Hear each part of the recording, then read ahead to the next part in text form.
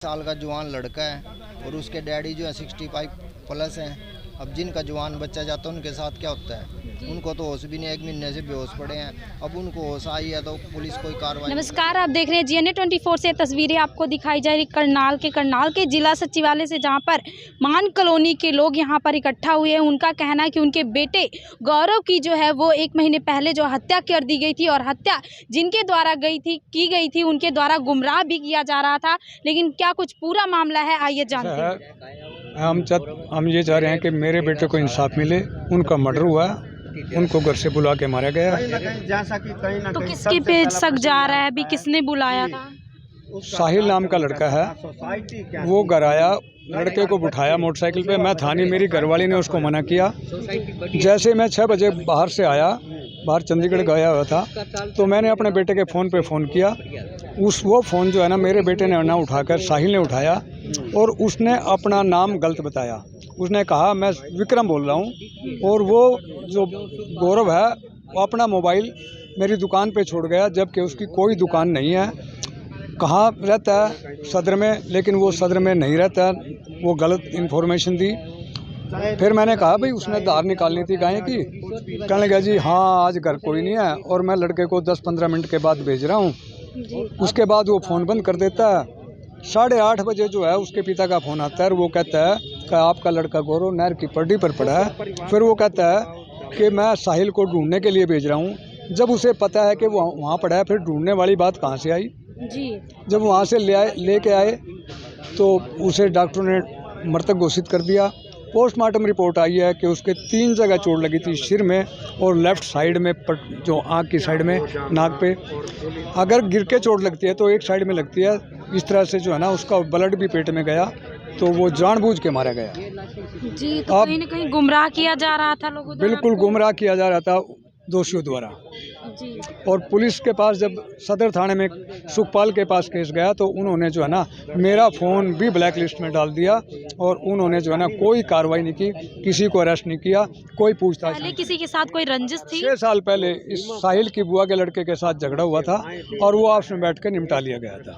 जी, तो कहीं न कहीं उनके अंदर ये रंजिश रही कि मन में रंजिश रखी थी, लेकिन हमारे में नहीं थे।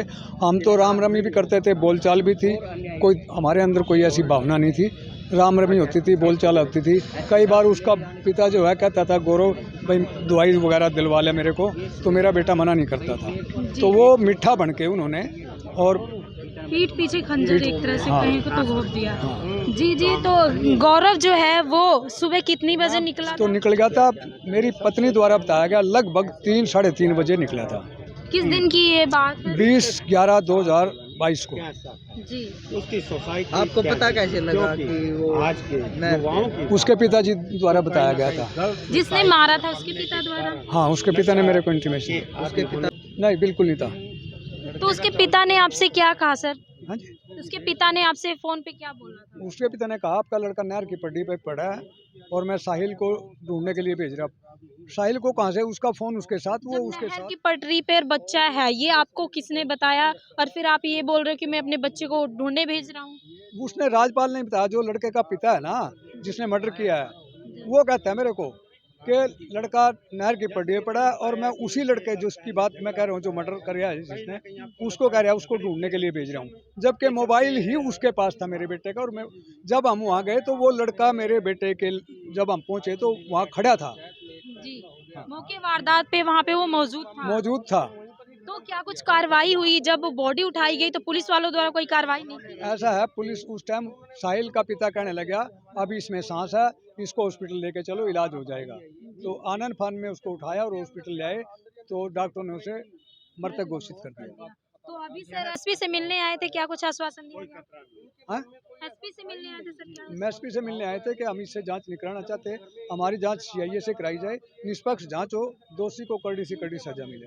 क्या आश्वासन मिला सर? उन्होंने जो है ना हमारी जो मांग थी वो मान ली, और सीआईए में ट्रांसफर कर दी।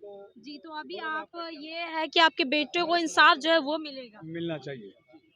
गौरव के पिता हैं जो इंसाफ के लिए आज पहुंचे हैं जिला सचिवालय एसपी से। इन्होंने ये कहा कि इनके बेटे का केस जो है वो सीआईओ को दिया जाए ताकि इनके बेटे को इंसाफ मिल सके। देख सकते हैं ये तस्वीरें इस वक्त जिला सचिवालय से। तो जो लोग वीडियो को देख रहे हैं वीडियो को शेयर जरूर करें। कोई कार्रवाई नहीं हुई अभी तक, कोई कार्रवाई नहीं हुई। तो क्या कुछ कहना चाहेंगे? कार्रवाई की जाए, न्याय जो है इनको न्याय मिलना चाहिए। तो जो आप वहाँ पे जो पुलिस वहाँ पर मौके पे पहुँची थी उन्होंने आपसे क्या कुछ कहा, क्या इन्फॉर्मेशन दी थी पुलिस वालों ने?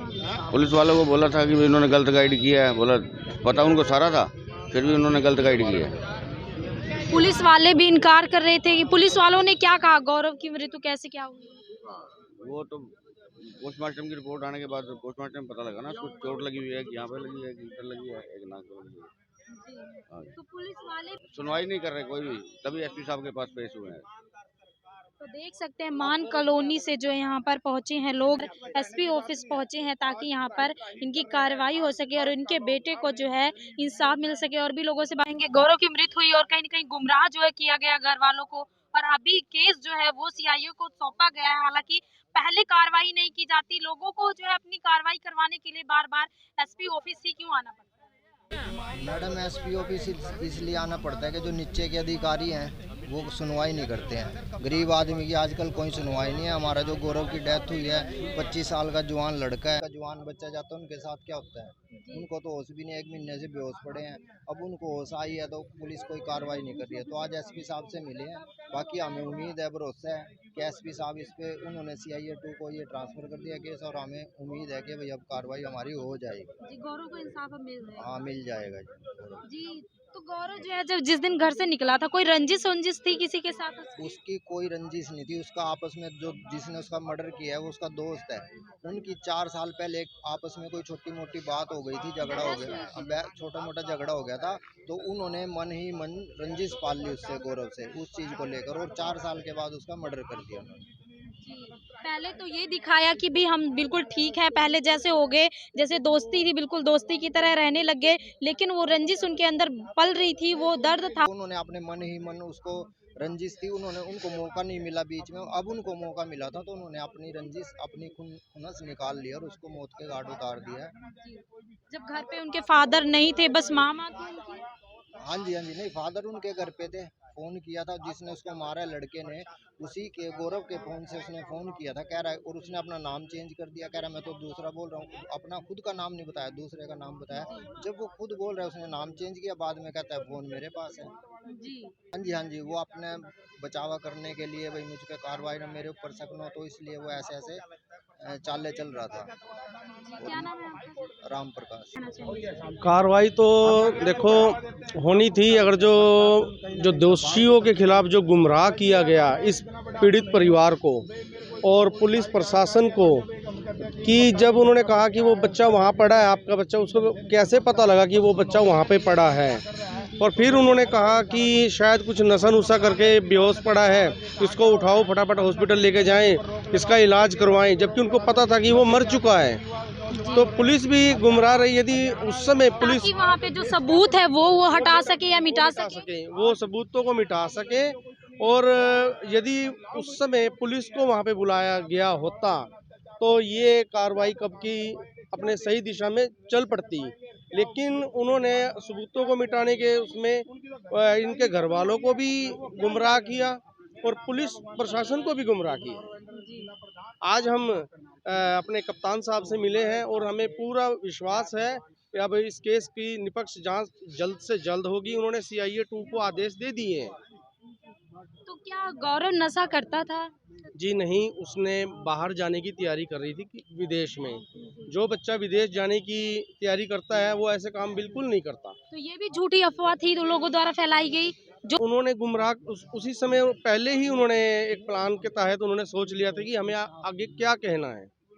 तो एक प्लानिंग के थ्रू जो है गौरव को मारा गया और एक प्लानिंग के थ्रू जो इसे अंजाम दिया गया ताकि लोगों को गुमराह कर सके। देखिए जी, जो अब तक मामला हमने भी सुना है, देखा है, लग तो यही रहा है। बाकी पुलिस की जांच में आगे क्या आता है, किस वजह से हुआ है, उसका हमें इंतजार रहेगा।